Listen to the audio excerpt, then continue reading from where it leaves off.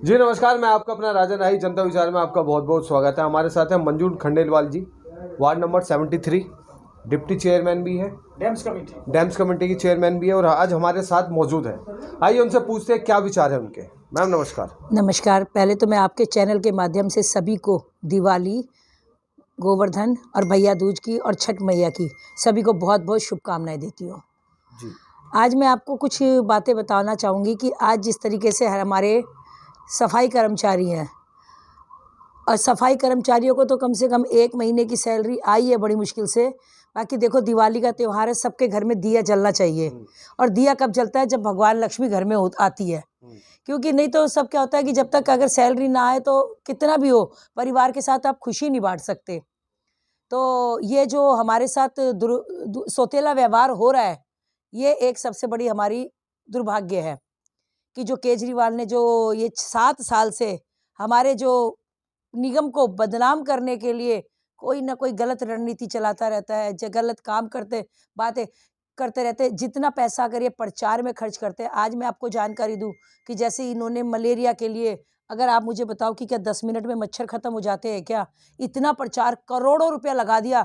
अगर ये करोड़ों रुपए का कुछ हिस्सा गलियों में, नालियों में दवाई भी छिड़क देते तो शायद मच्छर का कंट्रोल हो जाते। इनकी बात, इनको जितना प्रचार में लगा दिया पैसा।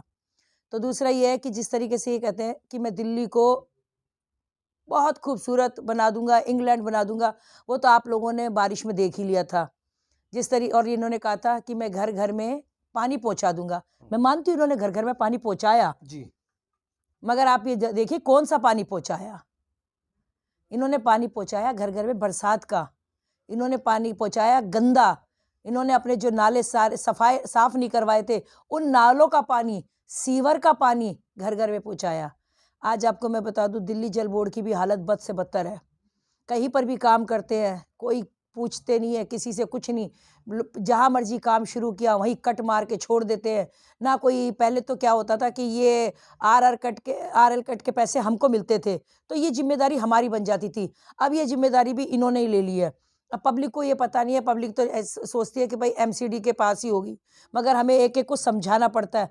आज मैं आपको बताऊं कि 99% काम एमसीडी के हैं, इनके कोई काम नहीं है। इनके काम तो क्या होता है कि भाई जैसे सड़कों का काम हो गया, मोटे बजटों का काम हो गया। 15 साल से लगातार एमसीडी में बीजेपी की सरकार है। बीजेपी ने इन 15 सालों में क्या परिवर्तन किया? आप परिवर्तन देखो, 7 साल में बदलाव आया है। उससे पहले तो बीजेपी ने बहुत कुछ किया, क्योंकि इसने 7 साल के अंदर जब से ये आया है, तब से इसने ये हालत कर दी है एमसीडी की कि आप सब लोगों को बताते बताते भी हम थक गए। और आप लोगों खुद ही देखो, आपकी सैलरी आ रही है या नहीं आ रही। 7 साल से पहले कभी आपकी सैलरी में कहीं दिक्कत आई थी क्या? मुझे ये बता दे। आज हमारे डैम्स के कर्मचारी भी बैठे हुए हैं, सब बैठे हुए यहाँ पे। इन्हीं से पूछ लो कि आज से पहले 7 साल पहले आपको कभी कोई दिक्कत आई थी लेकिन क्या? वो जितने भी कर्मचारी है वो तो दोषी बीजेपी को ही मानते हैं। अब उन्हें जानकारी नहीं है ना कि हम कहाँ परेशान हैं। उनको इस बात की जानकारी नहीं है ना। उनको तो ये पता है कि भाई एमसीडी से हमारे को सैलरी नहीं आ रही, मगर जो भुगत रहे हैं वो हम भुगत रहे हैं ना। उसके लिए तो हम कितनी फाइट करते हैं, पीछे कितने धरने दिए थे। आपको जानकारी होगी, पीछे जब धरने दिए थे हमारे 3 मेयर, 2 या 3 मेयर घायल हो गए थे, जिन्हें हॉस्पिटलाइज भी करवाया गया था, उसको कोई फर्क नहीं पड़ा। अच्छा, 3 निगम पार्षद आप ही के पार्टी के भ्रष्टाचार के आरोप में निलंबित भी किए गए। ऐसा कोई वो निलंबित भ्रष्टाचार के आरोप में हुए थे या नहीं हुए थे, इसके बारे में मैं कुछ नहीं बोलूंगी, क्योंकि उनकी उनकी विचारधारा, वो जाने वो किस विचारधारा से थे, इसलिए क्या कहना चाहते थे और वो क्या करना चाहते थे। ये पर सच है? हाँ जी। ये बात सच है? नहीं, मैं इसके बारे में कुछ नहीं कहूंगी कि उनकी क्या विचारधारा से वो चल रहे थे और किस विचारधारा को उन्होंने अपनाया है। ये इस बारे में मैं आपसे कोई बात नहीं करूंगी। अच्छा, आम आदमी पार्टी में चलिए खैर, अब जो 2022 के चुनाव है, आपको लगता है कि इस बार जनता एमसीडी में बीजेपी को लेकर आएगी? देखिए, जनता एमसीडी में लेकर आएगी या नहीं लेकर आएगी, ये तो हम आपको समय पर ही बताएंगे। बाकी ये मैं बता दूं, आज भी एमसीडी जितना काम कर रही है ना, आपको शायद क्या जानकारी दूं, एक एक चीज़ आज हम जो चिकनगुनिया, डेंगू, मलेरिया से बचे हुए हैं, वो सब एमसीडी की बदौलत है। और भी कितने काम है। आज मैं एक आपको जानकारी दे दूं, ये जब विधायक कभी भी कोई काम होता है तो इसको ये लगता है कि है ना, एमसीडी तो कुछ करती नहीं, ये लोगों को पागल बनाता है। मेरे वार्ड की मैं जानकारी दूं आपको, ये क्या कहता है, आप मंजू खंडेलवाल जी से एस्टीमेट ले आओ, काम मैं करवा दूंगा। मंजू खंडेलवाल जी को एस्टीमेट देने में कोई दिक्कत नहीं है, क्योंकि काम पब्लिक का हो रहा है। अगर पब्लिक, देखो पैसा ना मेरा है ना उसका है, पैसा पब्लिक का है। अगर पैसा पब्लिक, मुझे कोई रुकावट नहीं है। मगर ये क्या करता है, मेरे को तो बोलता है कि मेरे वहाँ पे लोगों के बीच में तो बोलता है कि भाई एस्टीमेट ले आओ।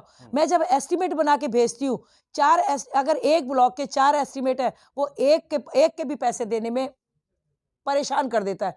तब कहता है 2 रोडों के लिए तो कह देगा मेरे पास सीएम फंड आएगा ना, सीएम रोड फंड आएगा, तब उसमें लगा दूंगा। ये मतलब कह कह के लोगों को सिर्फ बेवकूफ, क्योंकि अच्छा इनके मैम, ऊपर से ही है ना, मेरी एक आरोप की बात, राजनीति इनके कब खत्म ऊपर होगी? से ही है ना, इनको पता नहीं, जैसे है ना एक क्लास लगती है, इनकी शिक्षा देते हैं कि आप लोगों को है ना बौखलाओ, लोगों को पागल बनाओ, अपनी मीठी मीठी बातों में है ना लोगों को ऐसा कर दो कि वो आपकी बातों को समझे कि बिल्कुल सब कुछ सच है। ये मुझे लगता है केजरीवाल इनको है ना महीने में एक बार क्लास देता है, सभी अपने निगम पार्षदों को और अपने विधायकों को। अच्छा, एक बात समझ में नहीं आती, आम आदमी के विधायक के पास जाओ, निगम पार्षद के पास जाओ, तो वो कहते हैं कि 6 साल बेमिसाल, और बीजेपी के पास आओ तो वो कहती है उन्होंने बेड़ा कर करा। लेकिन कहीं ना कहीं जनता और आम आदमी, कर्मचारी, मजदूर जो रोज कमाता है, रोज खाता है, वो ही पिसता है। ये बात मानती है आप? नहीं, देखो एक बार बताऊं, अभी हमने आपको जानकारी दे दूं, पीछे ये हमारे हाउस में भी, हमारे नेता सदन के रूम में भी और हाउस में भी उठी थी बात। हमने किसी भी रेडी पटरी वाले को, किसी को नहीं उठाया। हमने उनको कहा कि आप अपना रोजगार, रोज कमाने वाले हो, रोज खाने वाले हो, आप अपना रोजगार चलाते रहो और करते रहो। हमने किसी को नहीं, ये सिर्फ बेकार की बातें हैं, ये सिर्फ उछालने, गलत बातों का। मैंने कहा ना आपसे भी एक बात, सारी बातों में एक बात कह दी कि ये महीने में एक दिन सभी विधायकों को और निगम पार्षदों को क्लास देता है। चलिए, फिर आपसे ज्यादा समय नहीं लूंगा, क्योंकि सारी बात आपने एक ही बात में कह दी। 2022 के चुनाव के लिए संगठन अगर आपको टिकट देता है तो जनता आपको चुनेगी इस बार, आपकी वार्ड की जनता, संगम पार्क की जनता। ये तो आपको समय बता देगा क्यों चुनेगी? क्यों चुनेगी, क्योंकि उनका काम किया हमने, आपने कहा। क्योंकि हमने है ना एक सामाजिक दिल से काम किया है। हमने ये नहीं सोच के किया कि हम किस पॉलिटिकल आदमी है। हमने जिसका भी काम किया है ना दिल से किया है, और उसके काम को पूरी, मैं आपको बताऊं, मैं एमसीडी के काम किया, मैं तो दिल्ली जल बोर्ड वालों के भी लोग आते हैं मेरे को शिकायत करने, मैं उनके काम करवाने की भी पूरी कोशिश करती अच्छा, हूँ। आपने अपने वार्ड में जितनी जिम्मेदारी आपकी थी वो पूरी करी। बहुत अच्छे अच्छा, तरीके से। संगठन आपको टिकट देगा और जनता आपको चुनेगी, आप जनप्रतिनिधि बनेगी, तो इस बार कौन सा काम है जो मुख्य आपका, कि सबसे पहले मुझे ये काम कराना है अपने वार्ड में?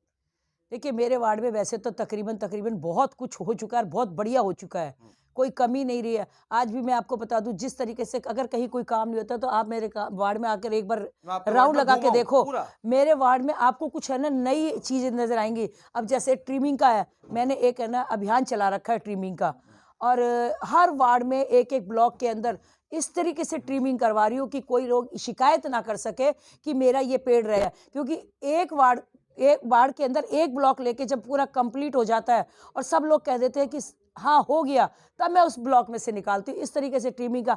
अब मलेरिया का, हर मेरे कल कोई भी ऐसा है कि अगर मेरे पास, आपको मैं बता दूं जानकारी, 2 फ़ोन होते हैं, एक में कंप्लेंट आती है, दूसरे में उसकी कंप्लेंट तुरंत पूरी करवाती हूँ। जो 7291 वाली सीरीज भी मिली हुई है। वो भी है, मेरे पास 2 फ़ोन है। अच्छा मंजू जी, ज्यादा समय नहीं लेते, 2022 के जो एमसीडी के चुनाव है उनके लिए क्या कुछ संदेश देना चाहिए दिल्ली वासियों के लिए? दिल्ली वासियों के लिए यही संदेश दूंगी कि भाई तुम गलत मत सोचो, गलत मत सुनो, और सिर्फ ये देखो कि काम कौन कर रहा है। देखिए, गलत मत सोचो, गलत मत देखो, वही कहावती की बुरा मत देखो, बुरा मत कहो, बुरा मत सुनो, वही बात शायद यहाँ साबित हो रही है।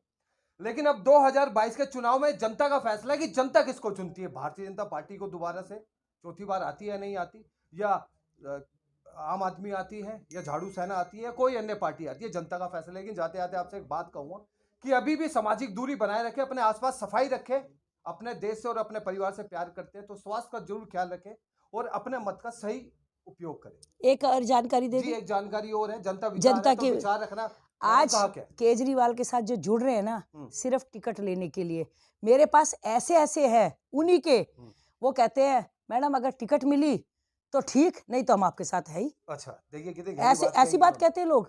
चलिए, लोकतंत्र देश है। मैडम ने अपना, मंजू जी ने अपना एक विचार रखा, जनता विचार में ही हम इसको समाप्त करेंगे। मिलेंगे एक नए जनप्रतिनिधि से, एक नए मेहमान से। इसी के साथ दूंगा इजाजत। मैं राजन आई, जनता विचार।